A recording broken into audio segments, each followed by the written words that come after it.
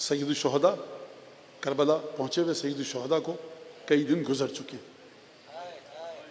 سید الشہداء چاہتے ہیں کہ سید الشہداء کے خون کے ساتھ جانثاروں کا خون شامل ہو تاکہ خون اس بلندی پہ جا سکے کہ جو عرش الہی تک کا سفر کرے گا. خط لکھا، مقاتل میں آپ پڑھتے ہیں سنتے ہیں، یا حبیب لا تبخل علینا بنفسک، اپنی جان کو بخل کا مظاہرہ مت کرو، فوراً ہماری مدد کے لیے آؤ. حبیب ابن مظاہر کی عمر کربلا کے واقعے کے وقت 75 سے 80 برس ہے. حبیب نکلیں کیسے کوفے سے؟ کوفے کی ناکہ ہو چکی ہے، دروازے بند ہیں. غلام سے کہا فلاں مقام پر میرا انتظار کرنا، میں پہنچتا ہوں.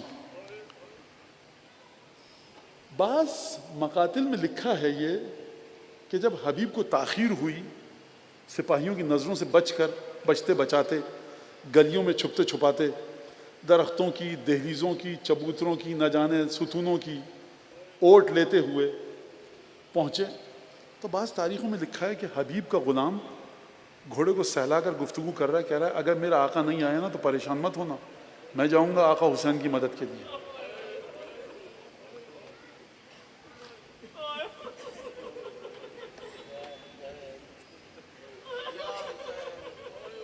امام حسین کو بڑی محبت تھی حبیب سے.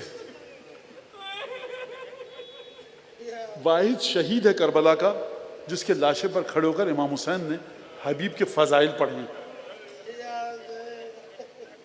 قبر مطہر دیکھیے آپ نے حبیب کی کہاں پر ہے؟ حرم مولا میں.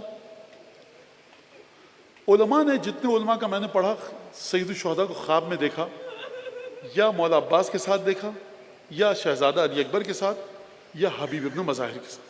یعنی خواب میں بھی ساتھ نہیں چھوڑا حبیب نے اپنے مولا کا.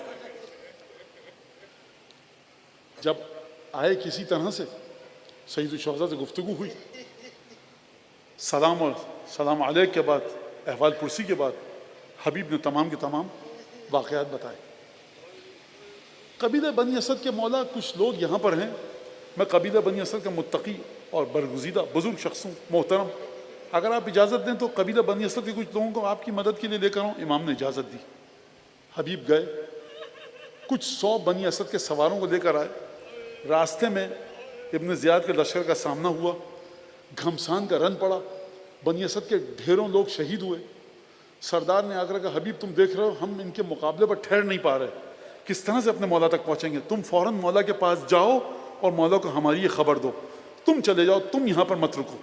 حبیب نے گھوڑے کو ایڑ لگائی اور صحرا کے سینے کو چیرتے ہوئے سید الشہداء کی خدمت میں پہنچا. عرض کی مولا واقعہ یہ ہوا ہے. سید الشہداء نے بنی اسد کے ان لوگوں کے لیے دعا کی. یعنی فرزند فاطمہ 75 سواروں کے ساتھ اکیلا کھڑا ہے کربلا کے میدان میں، نصرت کے لیے لوگ نہیں.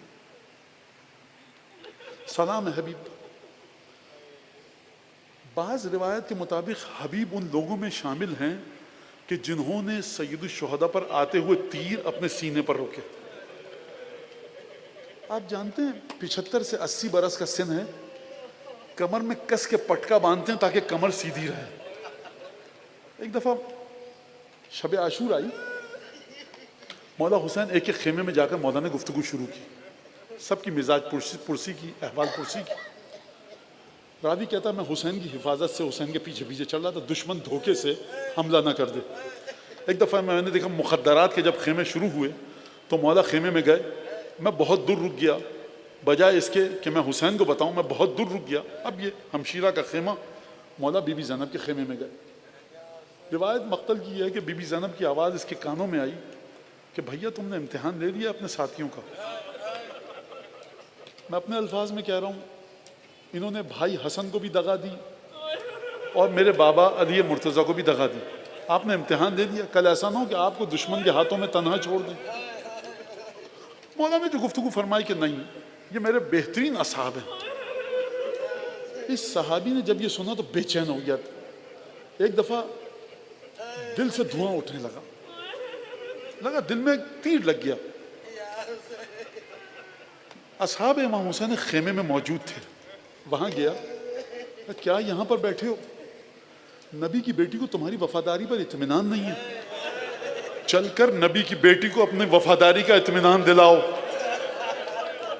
اب کیا کریں، قرآن پر ہاتھ رکھ کے قسم کھائیں؟ اصحاب گئے، سلوا سیوفہم عن اغمادہم، اپنی تلواروں کو تلواروں کے غلاف سے نکالا۔ خوب توجہ کیجئے گا، بی بی زینب کی نسبت اصحاب کی معرفت دیکھیے۔ شریعت یہاں کتاب سے نہیں دی جاتی۔ اگر فرزند فاطمہ موجود ہے، اگر دختر رسول خدا موجود ہیں، اب تمام مسائل کے سوال ان سے کرو۔ اصحاب آئے، تلواروں کو نکالا اور اپنی گردنوں پر رکھا، گردنوں پر رکھ کر بی بی کے خیمے کے دروازے کے باہر آئے، خیمے کے اندر نہیں آئے۔ رسول کی بیٹی کا خیمہ ہے، کسی کی مجال ہے جو اندر جائے؟ عقیدہ بن گیا۔ اپنی تلواریں اپنی گردنوں پر رکھی اور خیمے کے باہر سے بلند آواز سے پکارے، یا بنت رسول اللہ، اے رسول کی بیٹی، اے زہرا کی بیٹی، ہذہ اسیافنا علی نحورنا، یہ ہماری تلواریں ہماری گردن پر ہیں۔ اگر آپ کو وفاداری پہ یقین نہیں ہے نا تو حکم دیجئے اپنے ہاتھ سے اپنی گردنیں کاٹ ڈالیں گے۔ بی بی نے سنا، رحمت کی دعا کی، واپس گئے۔ صبح عاشور آئی، ہر گیا، اصحاب کی باری آئی، ایک کے بعد ایک دفعہ بوڑھے صحابی حبیب ابن بظاہر نے آ کر اجازت طلب کی۔ نقل کے مطابق مولا حسین نے اجازت دی۔ ایک تھا بوڑھا صحابی، گھوڑے پر سوار ہوا، روایت کے مطابق کچھ اور اصحاب بھی ساتھ تھے۔ بعض جگہ کے حبیب نے اکیلے حملہ کیا، پہلوانوں کو پچھاڑا، قتل کیا، جہنمیوں کو واصل جہنم کیا۔ لیکن کئی پہر کی پیاس ہے، بوڑھا صحابی ہے، میرا جی کہتا حسین دروازے خیمہ سے حبیب کی جنگ دیکھ رہے ہیں۔ ایک دفعہ ہر طرف سے تلواروں کے وار ہوئے، تیر لگے، نیزے لگے، بوڑھا صحابی کئی پہر کا پیاسا، زخم سے خون بہنا شروع ہوا۔ اب حبیب گھوڑے پر سنبھل نہیں پائے، ایک دفعہ گھوڑے سے زمین پر گرے۔ السلام علیک یا ابا عبداللہ، اے حسین ابن علی، اپنے بوڑھے دوست کی مدد کو آؤ۔ اصحاب حبیب کے لاشے کو لائے، گنج شہیدہ میں لاشے کو رکھا۔ حسین حبیب کے لاشے پر کھڑے ہو کر حبیب کے مصائب پڑھے، حبیب کی تعریف کی۔ اے حبیب، تم ایک رات میں پورا قرآن ختم کرتے تھے، مسلسل عبادت گزار تھے، نماز گزار تھے۔ میں کہوں گا کتنی اچھی قسمت ہے تمہاری حبیب کہ تمہارا مولا تمہارے لاشے پر تمہارے مصائب پڑھے، تمہارے فضائل کا بیان کرے، لیکن تمہارا مولا جب گھوڑے سے زمین پر گرے گا تو کوئی مدد کرنے والا نہ ہوگا۔ حبیب کی لاش کو گنج شہداء میں رکھا گیا، مولا کے دل پر غم کے تیر برس پڑے۔ میں کہوں گا حبیب، تم جب اپنی بیوی کے پاس گئے تھے خیمے کے اندر نہیں گئے، چاہتے تو اجازت لے کر جا سکتے تھے، مولا کے ساتھ جا سکتے تھے۔ رسول کی بیٹی کا اتنا احترام تھا، تلوار گردن پہ رکھی رہی، خیمے میں نہیں گئے۔